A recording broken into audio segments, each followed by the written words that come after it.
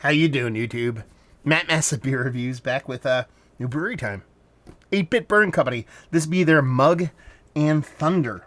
Yeah, this be a hazy triple IPA, 10.4% alcohol by volume with Nelson, Galaxy, and Citra.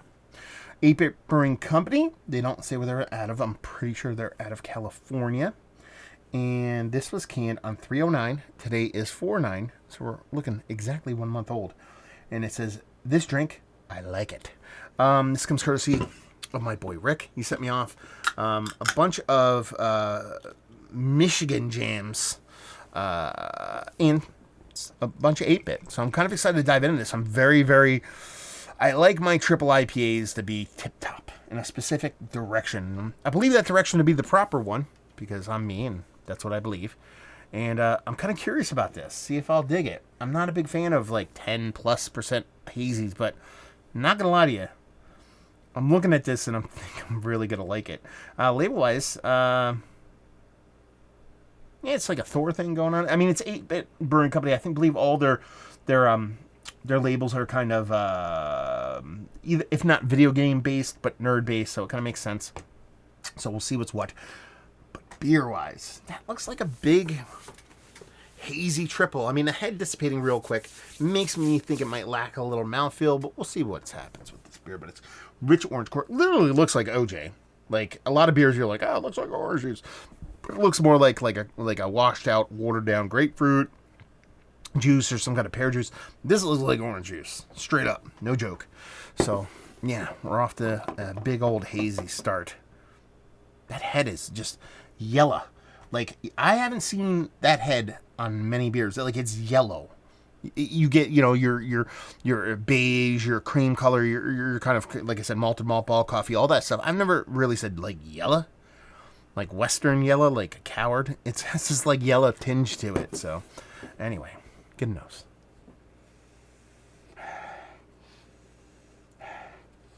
I mean, strictly on volume, I'm actually quite happy here because it's a weird kind of paradox.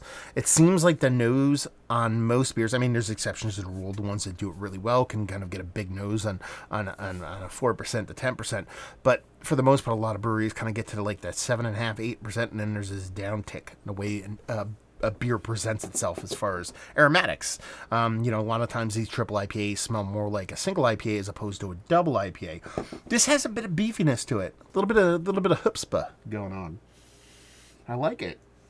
Big hop presence, little scallion vibes, a bit of green vibes, maybe even a little bit of dankiness. It's more of the scalliony, oniony thing that it's not overly potent, but it's a big component in there. It kind of turns me on. And I'm going to tell you right now, it doesn't smell like it's going to be a big, huge sweet beer. This is where some random dude in the comments down there is going to go, "Oh, look at this asshole. You can't smell sweet. You can't smell sweet, motherfucker." But if you start smelling stuff when you're a baby, because that's when you start smelling things, you start to associate certain smells with sweet and bitter. So you don't smell sweet, but you can tell if something's going to be sweet by smelling it. Yes. So I don't think it's going to be that big. I think it's going to be hop forward. I think I'm going to like it. Cheers to that.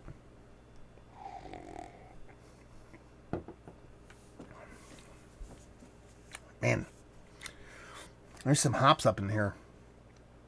Like, I'm glad I got this a month later and I'm not drinking this like a week later. Because it stopped short of being like hop burny. But here's the crazy part. Is that iny, skanky, fucking, like, filthy hoppiness is so vibrant, it almost is astringent from the hop end of things.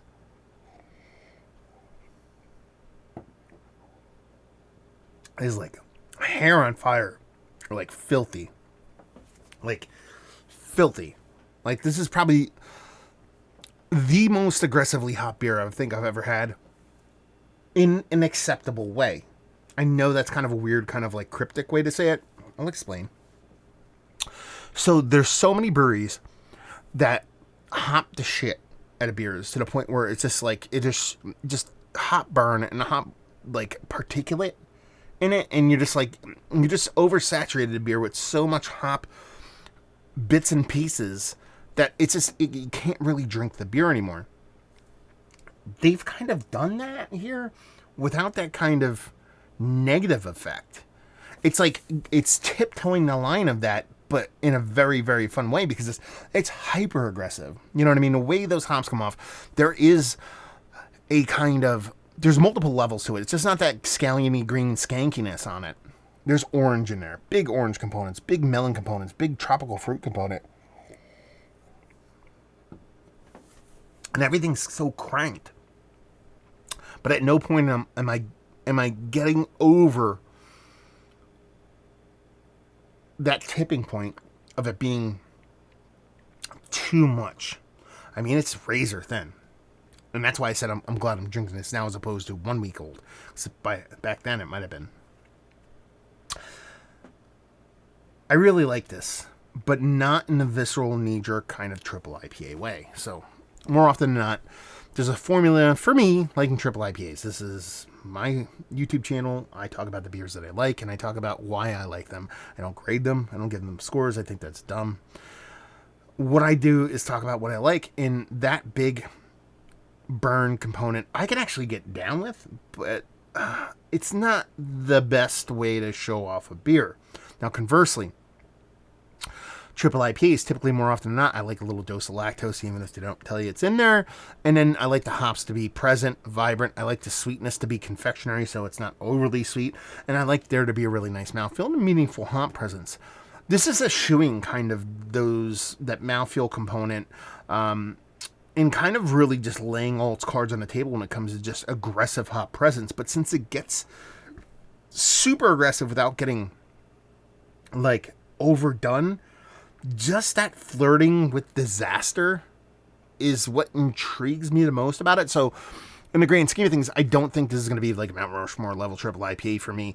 But if I switch this to, is it one of the more interesting beers that I've had? I think it's up there, because of the way this dances on the edge. It's like, you know, it's that dip right before you get down, right before you have the fall for the roller coaster, but you never take that big fall. I like this. I think it's fun. Yeah, not overly sweet. There's a sweetness to it. It's 10%. It's going to be a sweet beer, but it's not overly sweet. Mouth feels nice and dense, but not that super water nerdy creaminess. And just the way the aggressiveness of the hops come off in this. And how, while it is hair on fire, you can get the scalliony bit. You can get that OJ bit. You get that kind of tropical fruit bit. You get all those bits and pieces and greenness and all the portions you show here without it ever getting too ultra heavy-handed. I think it's a fun beer, man. Fun. Fun is the name of the game here. It's not nuanced. There's levels to it, but it's not like a complicated beer. It's just fun. Fun, fun, fun. And dangerous because it's 10.4%. So yeah. Is it one of the better triple IPAs I've had as late? It should. It's flirting around the edge of that. Yes, Mount Rushmore status stuff. But again, like I said, if we ship the conversation to interesting, it's definitely up there in that kind of territory. Value and availability, no idea. Rick, let me know what you pay for this, homie, and leave you with, if you like what we like this beer. If you like Hair on Fire Hazy IPA and you want to just crank to the max without just being just hops for hop's sake, there you go. Get that beer. There you go. New brewery review in the books. Hopefully you guys enjoyed it. Down there if you want to talk about it. Massive Beers if you want to check me out doing the social media stuff. Beer Massif if you want to check me out doing the whole podcasting thing. And hopefully you guys enjoyed our review. Hopefully you're enjoying a little bit of 8-bit burn right now. We'll see you next time. Cheers.